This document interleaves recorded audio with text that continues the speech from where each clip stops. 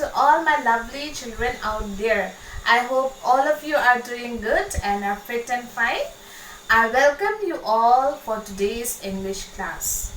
Before starting our class, let us recall back what we have done in our previous class.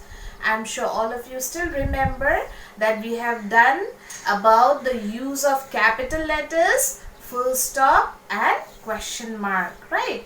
Capital letters are used in the beginning of a sentence, and wherever a special name or a proper noun comes, we use capital letter, and whenever we talk about oneself, the letter I, we use capital letter, right? And a full stop is given at the end of a sentence. In almost all the sentences, we end with a full stop, right? And then we have also learned about the use of a question mark. We use a question mark at the end of only question sentences.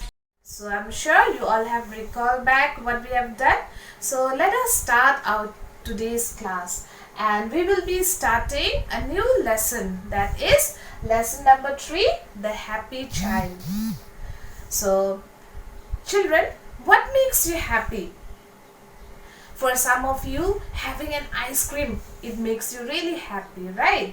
Some of you, when you get good gifts, toys, chocolates, or gifts from your parents or friends, it makes you really happy.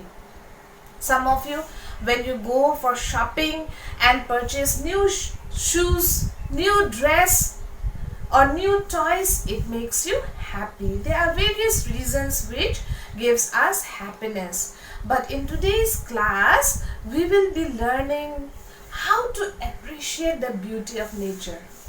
How many of you like to go to park? Yes, a lot of you like to go to park, right? And you like to go for picnics. Why? Because when you go to park, you see greenery over there. Birds are chirping, green grass, right? There are swings, people moving all around. So it gives you happiness. So in today's poem, we will be seeing that we can find joy and happiness even on natural things. God has created everything so beautifully. When you come out of your room, just look up. Look at the sky, right? It's so huge, big. It covers the entire world. The color, that is the white and blue mixture of it, it looks so wonderful. Sometimes there are different shapes being created with the help of the clouds on the sky. We can see that, right? It's so lovely. You just try it, okay? And also when you see the birds in the morning chirping, right, singing so beautifully, in the evening flocking together, returning back home, it's so wonderful. When you see the falls, the river falls, the sound which it makes, it's so nice. I know many of you have been to beaches as well, right? You see the seas, the beaches, it's so lovely, the water there, the sand castles which you make. So our God has created everything so beautifully. But these days, we as children, as adults, we don't have time to appreciate that.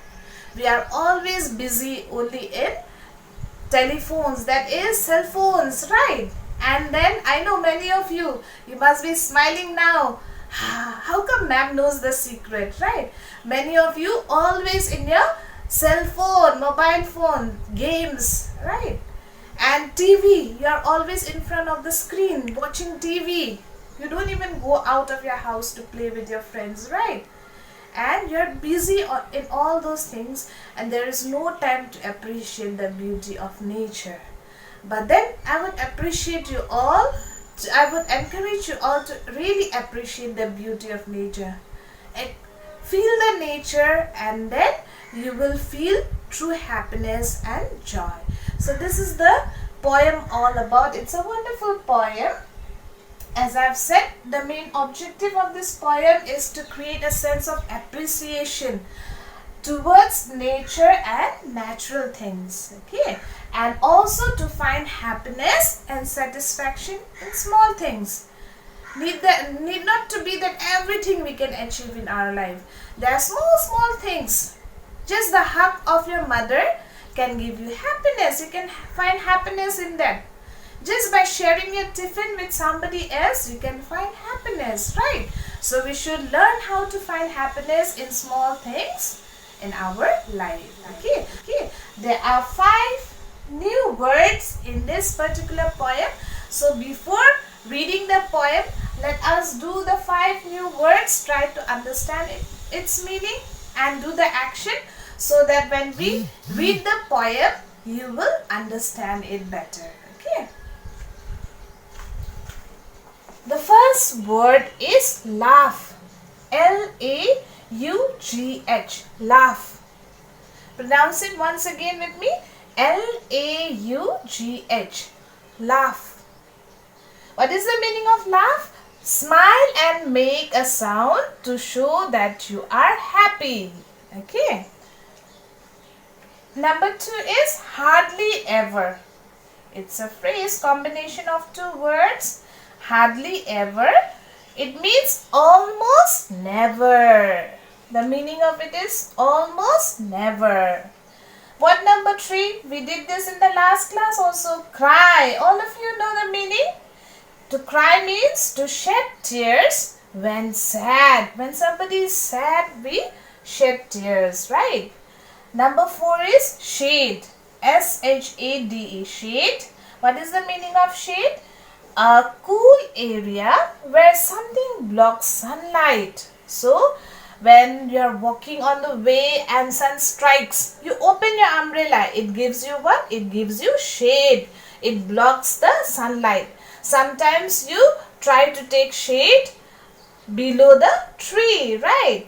And also when you come back to your home, it gives you shade. Often. The 5th word is often. What is the meaning of often? The spelling is O-F-T-E-N.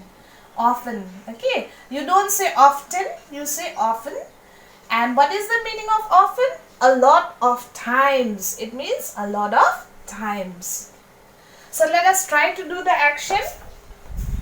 Laugh. See, children, this is called smile, but laugh means what? Make a sound to show that you are happy. So how can we do the action? Ha ha ha. Can you do that with me? This is only a smile, but there are different type of laugh, right? All of us will laugh in a different manner. So I don't know how you laugh. You can just try this with me. That is ha ha ha. Okay. Word number 2 is hardly ever. That means almost never. So we can do this. Hardly ever means what? Almost never. Yes. Word number 3 is cry, to shed tears. Yes. Word number 4 is shade. So you can just do this action. Shade. And the 5th word is often, means a lot of times. So we can do like this. 1, 2, 3. Often means many a times. Okay. Let us read the poem. In today's class, we'll only read the poem and we'll pronounce the words correctly. Okay. The name of the poem is The Happy Child. Those of you who have the textbook with you, almost all of you have it, I know. Open up page number 11 of your English 1 textbook part 1 and then point out your finger as you read it along with me. Okay.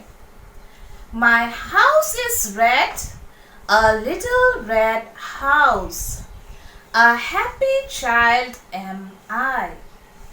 I laugh and play the whole day long. I hardly ever cry. I have a tree, a green tree, to shade me from the sun.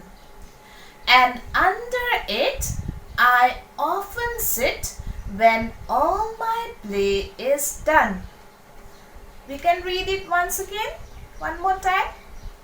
My house is red, a little red house. A happy child am I. I laugh and play the whole day long. I hardly ever cry. I have a tree, a green tree, to shade me from the sun, and under it I often sit when all my play is done.